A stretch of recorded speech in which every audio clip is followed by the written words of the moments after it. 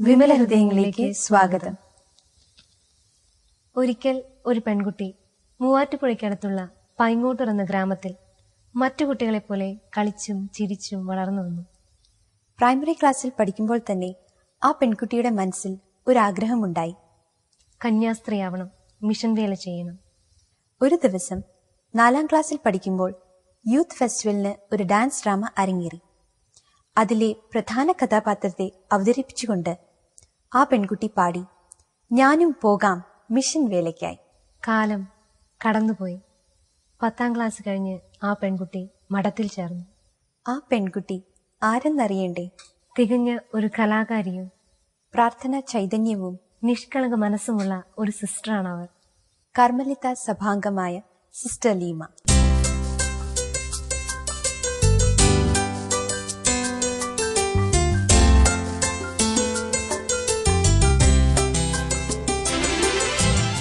നമ്മൾ സിസ്റ്ററെ കാണാനായി ചർച്ച വന്നപ്പോൾ സിസ്റ്റർ അതൊരു ആഘോഷമാക്കി മാറ്റി. അതെ അതെ, അവിടെ സിസ്റ്ററിന്റെ സഹപ്രവർത്തകര്, സിസ്റ്ററിനെ കൂടെ പഠിപ്പിച്ചവര്, അവിടുത്തെ അന്തേവാസികള്, പോരാത്തിന് സിസ്റ്ററിന്റെ പ്രാർത്ഥനയിലും കിട്ടിയ ഒരുപാട് കുടുംബങ്ങള് സിസ്റ്ററിന്റെ സ്നേഹം പങ്കുവയ്ക്കാൻ അവിടെ ഒത്തുകൂടി.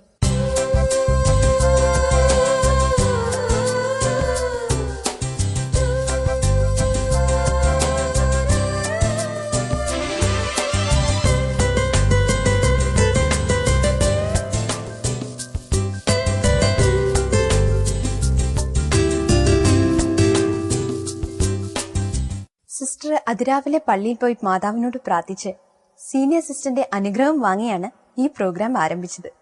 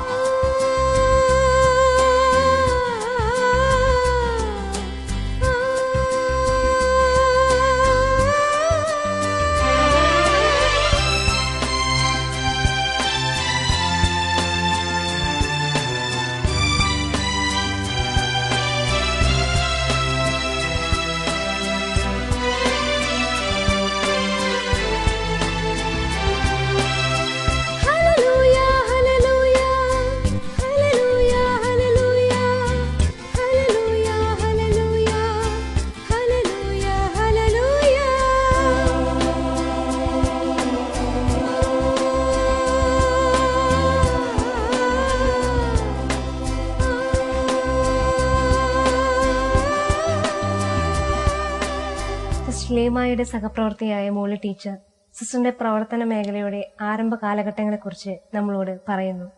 1008 വർഷം പഴക്കമുള്ള ഒരു ദേവാലയമാണിത്. സിസ്റ്റർ ലീമ കോൺവെന്റിൽ ചേർന്ന വർഷം മുതൽ ഈ ദേവാലയവുമായി നല്ല ബന്ധമുണ്ട്.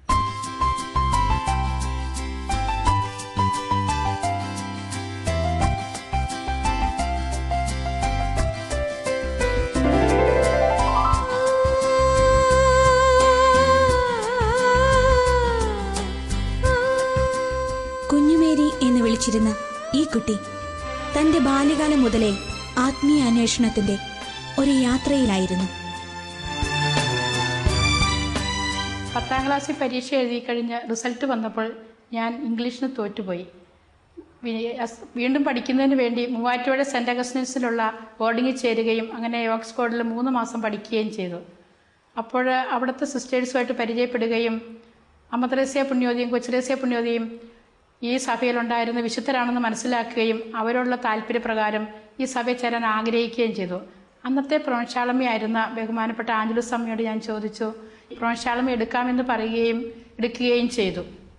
മഠത്തിലെ ജീവിതത്തിനിടയിലും ഡാൻസിനോടും ഡ്രാമയോടും പെയിന്റിങ്ങിനോടുമുള്ള സിസ്റ്ററിന്റെ ബാല്യകാലത്തിലെ താല്പര്യം മനസ്സിൽ സൂക്ഷിച്ചിരുന്നു. തനിക്ക് ദൈവം നൽകിയ കലാഹൃദയം ഉപേക്ഷിക്കാൻ സിസ്റ്റർ തയ്യാറായില്ല. മഠത്തിലെ 4 ചുവരുകൾക്കുള്ളിൽ നിന്ന് മാറി സിസ്റ്റർ തൃപ്പൂണിത്തറയിലെ RLV ഇൻസ്റ്റിറ്റ്യൂട്ടിലെ പെയിന്റിംഗ് പഠിക്കാൻ പോയി. അങ്ങനെ ഒരു സ്കൂൾ അധ്യാപികയായി. 1971 ജൂൺ 4-ാം തീയതി സിസ്റ്റർ ലീമ ആറപ്പുഴ മഠത്തിൽ നിന്നും ഡ്രോയിങ് പരീക്ഷയെല്ലാം പാസ്സായി ഈ സ്കൂളിലേക്കും മഠത്തിലേക്കും ട്രാൻസ്ഫർ ചെയ്തു വന്നു. സിസ്റ്ററിനെ ഇവിടെ സ്വീകരിക്കുന്നതിനും സിസ്റ്ററിനെ സ്കൂളിൽ അപ്പോയിന്റ് ചെയ്യുന്നതിനും ഉള്ള ഭാഗ്യം ലഭിച്ചത് എനിക്കാണ്. എന്നെ സംബന്ധിച്ച് പറയുകയാണെങ്കിൽ സിസ്റ്റർ ജസിന്ത എൻ്റെ ഈ വിജയത്തിനെല്ലാം വളരെയധികം നേട്ടത്തിന് കാരണമാക്കിയ സിസ്റ്റർ ജസീന്ത തന്നെയാണ്. 1981 ഞാൻ ഡൽഹിയിൽ CCRTയിൽ കഥക്ക്, കഥകളി, ഒഡിസി, മണിപ്പൂരി തുടങ്ങിയ വിഷയങ്ങളൊക്കെ പഠിച്ചു വന്നപ്പോൾ അവർക്ക് എല്ലാ മാസവും റിപ്പോർട്ട് അയക്കണം. എനിക്ക് ഇംഗ്ലീഷ് വളരെ കുറവ്, ഒന്നും തന്നെ അറിയില്ല. ഞാൻ ഡ്രോയിങ് ടീച്ചർ ആയതുകൊണ്ട്. അപ്പോൾ സിസ്റ്ററിന് ഞാൻ മലയാളത്തിൽ എഴുതി കൊടുക്കും. അതെല്ലാം സിസ്റ്റർ ഇംഗ്ലീഷിലാക്കി എഴുതി തരികയും അത് കഴിഞ്ഞ് എനിക്ക് അതിൽ കൂടുതലായിട്ട് ഉപരിപഠനത്തിന് 86 എന്നെ പപ്പറ്ററിക്ക് വിളിക്കുകയും ചെയ്തു. അവിടെ 2 മാസത്തെ കോഴ്സിന് സിസ്റ്റർ വളരെ സന്തോഷപൂർവ്വം അതിനുള്ള കോഴ്സിന് എന്നെ ഓഫീസിൽ നിന്ന് അനുവാദം മേടിച്ച് വിടുകയും ചെയ്തു. ഞാൻ മാത്രമേ കേരളത്തിൽ നിന്ന് ആ കോഴ്സിലുണ്ടായിരുന്നുള്ളൂ താനും. ലീമ പപ്പറ്ററി പഠിച്ചു വന്നിട്ട് ആദ്യം നമ്മുടെ സ്കൂളിൽ 10ാം ക്ലാസ്സിലെ കുട്ടികളെ കൊണ്ട് ഒരു കഥ പഠിപ്പിച്ചില്ലേ ലീമ? അതേതാ? Bishops candle 6. Bishops candle 6. അത് സിസ്റ്റർ ഈ നമ്മുടെ സ്കൂളിലെ കുട്ടികളെ കൊണ്ട് തന്നെ പ്രാക്ടീസ് ചെയ്യിച്ച് പാവയെല്ലാം ഉണ്ടാക്കിച്ച് പ്രാക്ടീസ് ചെയ്യിച്ച് സ്കൂളിൽ കളിച്ചു. അതിനുശേഷം വളരെയേറെ സ്ഥലങ്ങളിൽ ആ കഥ തന്നെ അവതരിപ്പിക്കാൻ സിസ്റ്ററിന് അവസരം ലഭിച്ചു. ഈ കഥ കളിച്ചതിന്റെ പേരിലാണ് നാഷണൽ അവാർഡിന് സിസ്റ്ററിന് അർഹയായി തീർന്നത്. അതുപോലെ തന്നെ വളരെയേറെ കഥകളും പപ്പറ്ററി, പലജാതി സ്ട്രിങ് പപ്പറ്റ്, റോഡ് പപ്പറ്റ്, പല ജാതി, എനിക്ക് തന്നെ അതിന്റെ പേരുകളൊന്നും നിശ്ചയില്ല.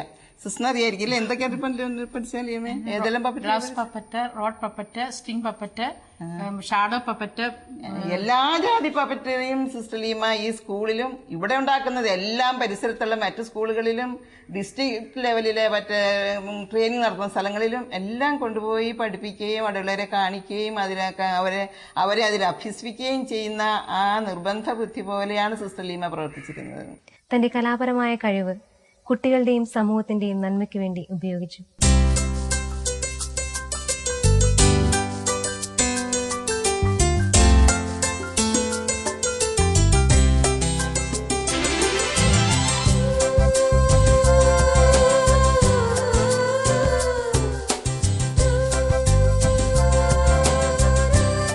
ഞാനും എൻ്റെ ചാച്ചനും കൂടി മിക്കവാറും എല്ലാ ദിവസവും രാവിലെ പള്ളിയിൽ പോകുമായിരുന്നു.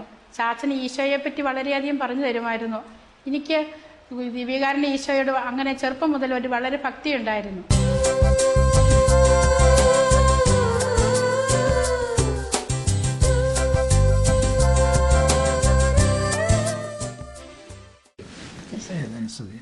ലീമ സിസ്റ്ററിന്റെ അപ്പച്ചനല്ലേ?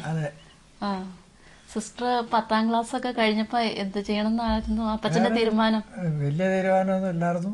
കല്യാണം കഴിച്ചു വിടാന്ന് വിചാരിച്ചിരുന്നു. അപ്പൊ സിസ്റ്റർ ആക്കണമെന്ന് അങ്ങനെ ഒന്നും തോന്നിയില്ല അല്ലേ? എനിക്കൊന്നും തോന്നിയില്ല. നമ്മുടെ കുടുംബത്തിൽ നിന്ന് ആരെങ്കിലും ഉണ്ടായിരുന്നോ സിസ്റ്റർ? ഇളയ പെങ്ങള് സന്യാസിയാണ്, അപ്പച്ചന്റെ ഇളയ പെങ്ങള്. ലീമ സിസ്റ്റർ ഒത്തിരി ധ്യാനിപ്പിക്കുകയും കൗൺസിലിംഗ് നടത്തുകയും ഒക്കെ ചെയ്യുന്നുണ്ട്. അപ്പച്ചന് അറിയില്ലേ അത്? അപ്പൊ അത് ചെറുപ്പം മുതലേ ഉള്ളത് അങ്ങനെ സിസ്റ്റർ അങ്ങനെ പ്രാർത്ഥിക്കാറൊക്കെ ഉണ്ടായിരുന്നോ? ഇവിടെ വന്ന് ചെറുപ്പത്തിലെ ബൈബിളൊക്കെ വായിപ്പിക്കാൻ അപ്പച്ചൻ പഠിപ്പിക്കും അല്ലേ? വായിക്കാൻ പറയാറുണ്ട്, വായിക്കാറുണ്ട്. അങ്ങനെ പ്രാർത്ഥനയിലൊക്കെ നല്ല താല്പര്യമായിരുന്നു അല്ലേ? പ്രാർത്ഥന നമ്മൾ സാധാരണ പ്രാർത്ഥിക്കണ പ്രാർത്ഥനയിലൊക്കെ എനിക്കറിയാവുന്ന രീതിയിലൊക്കെ ഞാൻ പറഞ്ഞു കൊടുക്കും എല്ലാരെയും. അപ്പൊ അങ്ങനെ അപ്പച്ചനിൽ നിന്ന് ഒത്തിരി അറിവ് സിസ്റ്ററിന് കിട്ടിയിട്ടുണ്ട്. വേറെ അറിവൊന്നുമില്ല, അങ്ങനെ വലിയ അറിവുള്ള ആളല്ല.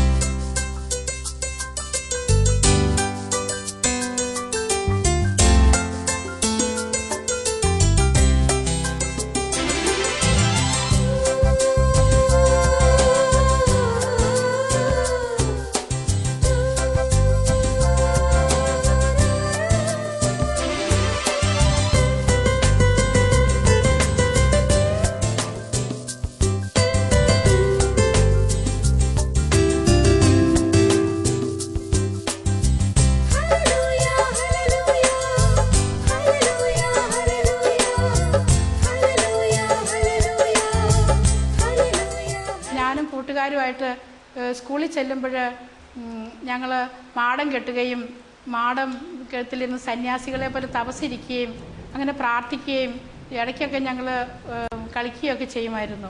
7ാം ക്ലാസ്സിന് ശേഷം ഞാൻ കടൂർ ഗവൺമെൻറ് സ്കൂളിലാണ് പഠിച്ചത്. അവിടെ ഞങ്ങൾക്ക് കോൺവെൻറ്റ് സ്കൂളിൽ നിന്ന് ചെന്ന കുട്ടികളെന്നേലും നല്ല സ്വീകരണമൊക്കെയായിരുന്നു ഞങ്ങൾക്ക് ഉണ്ടായിരുന്നത്. അവിടെ ഷാഡോ പ്ലേ എന്ന് പറഞ്ഞൊരു പരിപാടി അന്നത്തെ യൂത്ത് ഹോസ്റ്റലിനുണ്ടായിരുന്നു. എനിക്കത് വളരെ ഇഷ്ടമായിരുന്നു. ഞാനും അതിനകത്ത് അങ്കണ തൈമാവിൽ ആദ്യത്തെ പഴം വീഴവേ അമ്മതൻ നേത്രത്തിൽ ഉതിർന്നു ചുടു കണ്ണീർ ആ പാട്ട് ഞങ്ങൾ ഷാഡോ പ്ലേയിൽ കളിക്കാൻ ഇടവരികയും അന്ന് തൊട്ട് എനിക്ക് ഈ ഷാഡോ പ്ലേ പോലെയുള്ള കളികളോട് താല്പര്യം ഉണ്ടാകുകയും ചെയ്തിട്ടുണ്ട്. ഇത് ഞാൻ പഠിച്ച സ്കൂളാണ്. എന്നെ പഠിപ്പിച്ചവരെ ഞാൻ പരിചയപ്പെടുത്താം. അംബ്രോസി അമ്മ എന്നെ ഹിന്ദി പഠിപ്പിക്കുകയും എൻ്റെ ആദ്യത്തെ മദറുമായിരുന്നു ഇവിടെ.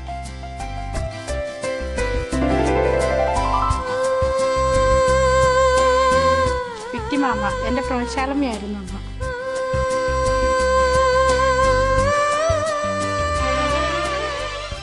എൻ്റെ ഇവിടുത്തെ ക്ലാസ് ടീച്ചർ സിസ്റ്റർ എയ്മാട്. ഇവരെല്ലാവരും എൻ്റെ ബാച്ചുകാരാണ്.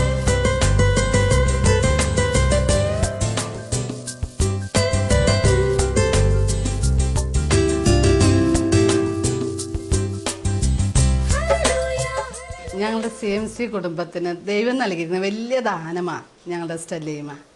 ദൈവം എന്തുമാത്രം കഴിവുകൾ സിദ്ധികൾ സിസ്റ്ററിന് കൊടുത്തിരിക്കുന്നതെന്നറിയാമോ? അതെല്ലാം ദൈവത്തിനും ദൈവമക്കൾക്കും വേണ്ടി സിസ്റ്റർ വിനിയോഗിക്കുന്നത്. ഒരു മടിയുമില്ലാതെ രാപകല് ഈ മക്കളുടെ എല്ലാവിധത്തിലുള്ള നന്മയ്ക്ക് വേണ്ടി അധ്വാനിക്കാൻ വേണ്ടി സിസ്റ്ററിന് വളരെ താല്പര്യമാണ്. ഇന്നാണെങ്കിലും ക്രിസ്ത്യൻ വിഷൻ കോട്ടയത്തുള്ള അവിടെയൊക്കെ പോയി പാവയൊക്കെ ഉണ്ടാക്കി അതിലൂടെ ഒത്തിരിയേറെ നല്ല ഗുണപാഠമുള്ള കഥകളൊക്കെ അവർ ശാലൻ TV പ്രക്ഷേപണം ചെയ്യുന്നുണ്ട്. സിസ്റ്റർ ലീമ ഇത് തന്നെയാണ് സിസ്റ്ററിനെ കുറിച്ച് ഞാൻ പറഞ്ഞുകൊണ്ടിരുന്നത്. ഇരിക്കും സിസ്റ്ററെ. സിസ്റ്റർ പഠിപ്പിച്ചിരുന്ന കാലത്താണ് ഈ കുട്ടികളുടെ രൂപീകരണത്തിൽ അതുപോലെ തന്നെ അവരുടെ സർവ്വവിധത്തിനുള്ള വളർച്ചയ്ക്ക് വേണ്ടി സിസ്റ്റർ ഒത്തിരി കഷ്ടപ്പെട്ടിട്ടുണ്ട്.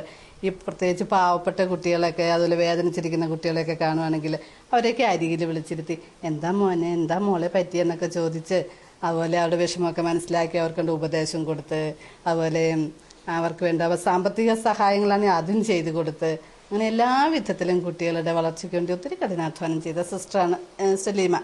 അതിനുശേഷമാണെങ്കിൽ ഇന്ന് റിട്ടയർ ചെയ്തെങ്കിലും സിസ്റ്ററിൻ്റെ ജീവിതം മുഴുവൻ വളരെ പ്രവർത്തനോന്മുഖമാണെന്ന് പറയാം. സിസ്റ്ററിന് വിശ്രമം എന്നതേ ഇല്ല. കുടുംബ പ്രേക്ഷകത്വം കുടുംബങ്ങളിലേക്ക് ഇറങ്ങിച്ചെന്ന് അവരുടെ കാര്യത്തിലൊക്കെ ശ്രദ്ധിക്കുന്നു.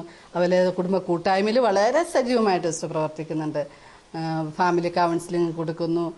അതുപോലെ തൊഴിലില്ലാത്തവരെ കണ്ടുപിടിച്ച് അവർക്ക് വേണ്ടതായ ഒത്താശകളൊക്കെ ചെയ്തു കൊടുക്കും. കർമ്മലത്ത സിസ്റ്റർ എന്ന നിലയ്ക്ക് അത് സിസ്റ്റർ വളരെ എന്താ പറയണേ വളരെ മിഴിവാർന്ന് നിൽക്കുന്ന ഒരു കാര്യമാണ് പ്രാർത്ഥനാരൂപി. അപ്പോൾ കുട്ടികളെയും അതുപോലെ അമ്മമാരെയൊക്കെ പ്രാർത്ഥിക്കാൻ പഠിപ്പിക്കുന്ന കാര്യത്തിലൊക്കെ സിസ്റ്റർ ഒത്തിരി ശ്രദ്ധിക്കുന്നുണ്ട്. കുട്ടികൾക്കും അതുപോലെ മാതാപിതാക്കൾക്കും നാട്ടുകാർക്കൊക്കെ ഏറെ പ്രിയങ്കരിയാണ് ഞങ്ങളുടെ സ്റ്റെല്ലിയുമായിട്ട്. സിസ്റ്ററിൻ്റെ ഒരു പക്ഷേ പ്രസന്നമായ മുഖഭാവമായിരിക്കാം. വളരെ സിമ്പിളാണ് സിസ്റ്റർ. വളരെ ആർക്കും സമീപിക്കുക, എപ്പോൾ വേണേലും സിസ്റ്ററിനെ സമീപിക്കുക, എന്ത് സഹായം വേണം ചോദിക്കുക. സിസ്റ്റർ ഒത്തിരി പേരെ എൻ്റെ അടുത്തേക്കും പറഞ്ഞു വിടാറുണ്ട്, അമ്മ ഇങ്ങനെ ഒരു സഹായം കൊടുക്കുക, ഒരു കല്യാണം വരുവാണല്ലോ ഒന്ന് സഹായം. നമ്മളതൊക്കെ ഔദാര്യം ചെയ്യാറുമുണ്ട്.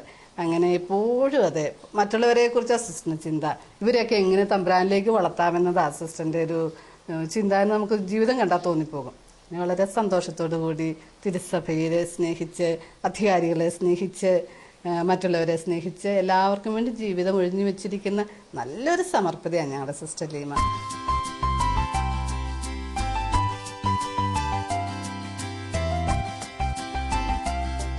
ആരോരുമില്ലാത്ത അനാഥർക്കും ജീവിത പ്രശ്നങ്ങളാൽ വേദനിക്കുന്നവർക്കും സിസ്റ്ററിന്റെ സഹായം എപ്പോഴും കൂടെ ഉണ്ടാകും.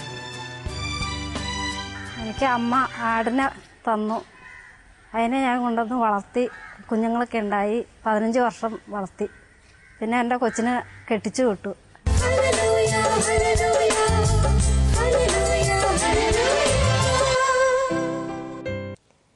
ഫാബി, സിസ്റ്ററിനെ കുറിച്ച് പറയുകയാണെങ്കിൽ സിസ്റ്റർ എല്ലാവർക്കും വേണ്ടി പ്രാർത്ഥിക്കുക മാത്രമല്ല സിസ്റ്റർ കുട്ടികൾക്ക് വേണ്ടി പല പ്രോഗ്രാമുകൾ കളികൾ ഓർഗനൈസ് ചെയ്യുകയും അതിനുവേണ്ടി മാസ്കും മൃഗങ്ങളുടെ മാസ്ക് പപ്പറ്റ്സ് ഇതൊക്കെ നിർമ്മിക്കുകയും ചെയ്യുന്നുണ്ട്. ഇതിൽ നിന്ന് സിസ്റ്ററിന് ഒന്നേ വേണ്ടുള്ളൂ, പൂർണ്ണ സംതൃപ്തി. അതെ, അല്ലാതെ പണവോ പ്രശസ്തി പേര് ഇതിനെക്കുറിച്ചൊന്നും സിസ്റ്റർ ചിന്തിക്കുന്നേ ഇല്ല. ഹായ്, ഇതെല്ലാവരും തന്നെ ഉണ്ടല്ലോ. മഴ തകർത്ത് പെയ്യുന്നത് കൊണ്ട് ആരും വരില്ലെന്നാ ഞങ്ങൾ വിചാരിച്ചത്. എന്ത് പറ്റി ടോണി, നിനക്കൊരു ഉണർവില്ലാത്തതുപോലെ? പുറത്ത് നല്ല മഴ, ഇപ്പോൾ മൂടിപ്പൊതിച്ച് കിടന്ന് ഉറങ്ങാനാ തോന്നുന്നത്. നല്ല സുഖമായിരിക്കും. ഛേ, എന്താ ബിബിൻ ഇങ്ങനെയൊക്കെ? എന്ത് പറ്റി നമ്മുടെ കൂട്ടുകാർക്ക്? ഇവരാരും ഇങ്ങനെയായിരുന്നില്ല. നമുക്ക് സെറാഫിനെ വിളിച്ച് ചോദിക്കാം. യേശുവേ നന്ദി, യേശുവേ സ്തോത്രം, യേശുവേ സ്തുതി, യേശുവേ നന്ദി, യേശുവേ സ്തോത്രം, യേശുവേ സ്തുതി. എന്തു പറ്റി? രണ്ടുപേരും വിഷമത്തിലാണല്ലോ. ഞാനും ലീമ സിസ്റ്ററും ഒരു സ്കൂളില് ഒത്തിരി നാൾ ഒന്നിച്ച് പഠിപ്പിച്ചിട്ടുണ്ട്. സിസ്റ്ററിന് പാഠ്യേതര വിഷയത്തിൽ ഒരു അവാർഡ് ലഭിച്ചിട്ടില്ല? 1988 പാവകളിക്കുള്ള അവാർഡാണ്. അതെ അതെ, പപ്പറ്ററിക്ക് വേണ്ടിയിട്ട് CCRTയിൽ നിന്ന് സിസ്റ്ററിന് ഒരു അവാർഡ് ലഭിച്ചു. വേറെ അവാർഡുകളൊക്കെ ലഭിച്ചിട്ടില്ലേ? വേറെ സ്കൂൾ തലത്തിൽ നമ്മുടെ സ്റ്റേറ്റ് ലെവലിൽ എല്ലാ വർഷവും വർക്ക് എക്സ്പീരിയൻസിന് സമ്മാനം കിട്ടുകയും 2 വർഷം സ്റ്റേറ്റ് ലെവലിൽ പോകാറുണ്ട്. ആ 2 വർഷം നമുക്ക് കുട്ടികളെ സ്റ്റേറ്റ് സൗത്ത് ഇന്ത്യൻ ടൂർ എന്ന് പറഞ്ഞ 6 സ്റ്റേറ്റിൽ കൂടെയുള്ള കുട്ടികളെ കൂടെ ടൂറില് ടീം മാനേജറായിട്ട് പോകാനുള്ള ഒരു അവസരം ദൈവം തരുകയുണ്ടായി. ആ ഭാഗ്യവും സിസ്റ്ററിന് ലഭിച്ചു. ചിത്രരചന അതെല്ലാ വർഷവും നമ്മുടെ സ്കൂളിൽ നിന്ന് സമ്മാനം കിട്ടിയിട്ടുണ്ട്. ലിസി ടീച്ചറും ഞാനും ഒരുമിച്ച് ഏറെ കൊല്ലം ഇവിടെ വർക്ക് ചെയ്തിട്ടുണ്ട്. ടീച്ചറാണ് എൻ്റെ പാവകളിക്കുള്ള മുത്തശ്ശിയുടെ സെറാഫിൻ്റെ ശബ്ദം നൽകിയത്. ടീച്ചർ മുത്തശ്ശിയുടെ സ്വരം ഒന്ന് കേൾപ്പിക്കാമോ? പിന്നെ കേൾക്കാലോ. ഈ ലിമ്മ സിസ്റ്റർ ബഹു മിടുക്കിയ. 1988 അവാർഡ് മേടിച്ചത്. മിടുമിടുക്കി. CCRTയിൽ ഞാൻ 86 ഒരു 2 മാസത്തെ കോഴ്സിന് പോയിരുന്നു. അവിടെ വെച്ച് ഈ സ്ട്രീം പപ്പറ്റ് പലതരം പപ്പറ്റുകൾ പഠിക്കുകയുണ്ടായി. അതിൽ ഞങ്ങളുടെ സ്കൂളിലെ ടീച്ചിങ്ങിന് ഏറ്റവും പ്രധാനപ്പെട്ട വിഷയമായിട്ടാണ് ഞാൻ എടുത്തത് ബിഷപ്പ് കാൻഡിൽ 6 എന്ന് പറഞ്ഞ വിഷയം എടുത്തു. കാരണം ഇംഗ്ലീഷിൽ എൻ്റെ ഒരു പാഠം ഉണ്ടായിരുന്നു, അതുപോലെ തന്നെ 7ാം ക്ലാസ്സിലും ഉണ്ടായിരുന്നു. അപ്പോൾ ഇതെടുത്ത് കളിപ്പിച്ച് ഇതിൻ്റെ ഫോട്ടോയൊക്കെ അയച്ചു കൊടുക്കേണ്ടി വന്നു. ഓരോ മാസം റിപ്പോർട്ട് അയക്കേണ്ടി വന്നിരുന്നു. അപ്പോൾ വേറെ ആരും തന്നെ ഇങ്ങനെ സ്ട്രിംഗ് പപ്പറ്റ് അവർ ഉണ്ടാക്കിക്കൊണ്ടിരുന്നില്ല. ഞങ്ങളുടെ മിസ് പുരി ഡയറക്ടർ വളരെ സന്തോഷപൂർവ്വം അഭിനന്ദിക്കുകയും റിഫ്രഷർ കോഴ്സിന് എന്നെ ഉദയപൂരി വിളിക്കുകയും ചെയ്തിരുന്നു. അവിടെ വെച്ച് എല്ലാം കൊണ്ടുപോയി കാണിച്ചു കൊടുക്കുകയും ചെയ്തു. അങ്ങനെ വളരെ എൻ്റെ ഈ അവാർഡിന് ഏറ്റവും പ്രധാനപ്പെട്ട വിഷയമായി തീർന്ന ബിഷപ്പ് കാൻഡിൽ 6 ഏറ്റവും പ്രധാന കഥാപാത്രമാണ് ബിഷപ്പ്.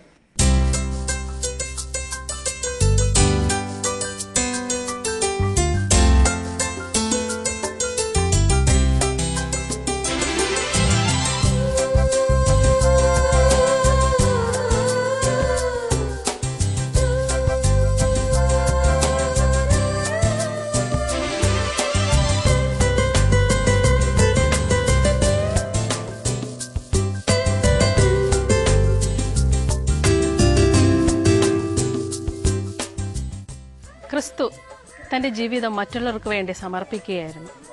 സിസ്റ്റർ ലീമയും തൻ്റെ സന്യാസ ജീവിതത്തിനിടയിൽ തൻ്റെ കലാവിരുതുകൾ ദൈവത്തിന് സമർപ്പിച്ച് അധ്യാപന രംഗത്ത് ഈ കരവിരുതുകൾ ആർക്കാണോ യഥാർത്ഥത്തിൽ ലഭിക്കേണ്ടത്, അതായത് കുഞ്ഞുങ്ങൾക്ക്, സ്വയം സമർപ്പിക്കുകയായിരുന്നു.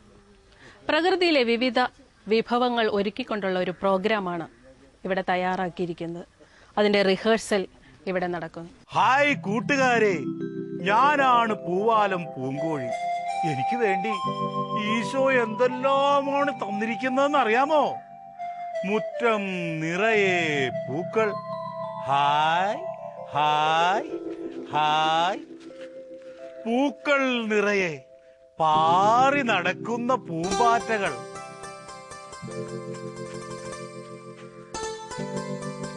ചിലപ്പോഴൊക്കെ മുറ്റത്തെ പൂക്കൾ നശിപ്പിക്കാൻ വണ്ടത്താൻ പാറി വരും.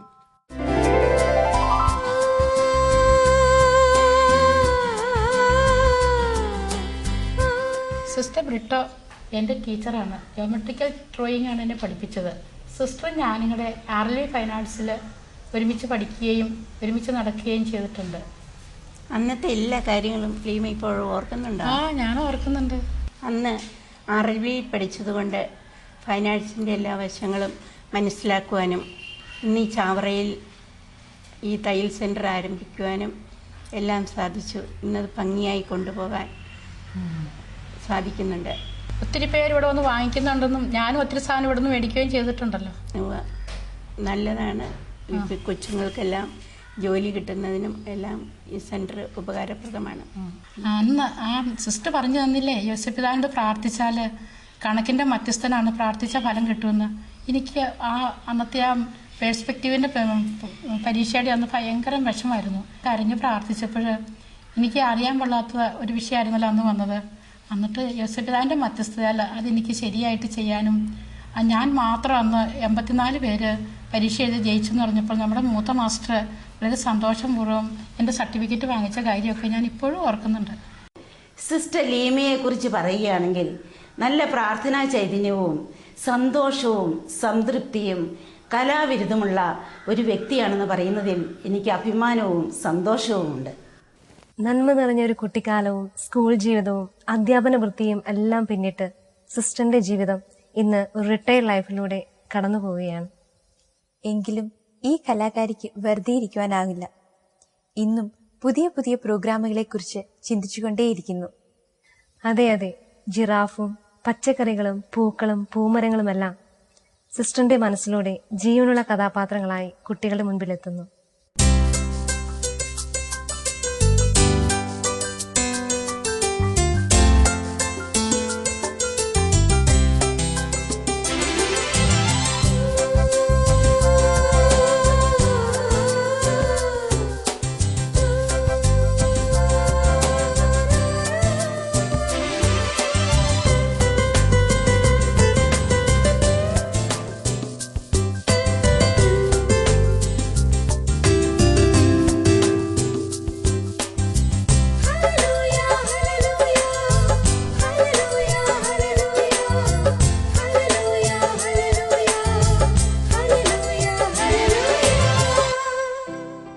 ഇതാ കർത്താവിൻ്റെ ദാസി, നിന്റെ വചനം പോലെ എന്നെ സംഭവിക്കട്ടെ എന്ന് പറഞ്ഞ പരിശുദ്ധ അമ്മയെപ്പോലെ നമ്മുടെ ഓരോരുത്തരുടെയും ജീവിതത്തിൽ ക്ലേശങ്ങളും ബുദ്ധിമുട്ടുകളൊക്കെ ഉണ്ടായാലും അമ്മ ഓരോ നിമിഷവും തൻ്റെ പുത്രൻ ദൈവപുത്രനാണ് അറിഞ്ഞിട്ടും ആ ജനനം മുതൽ മരണം വരെ വളരെയധികം സഹിച്ചു.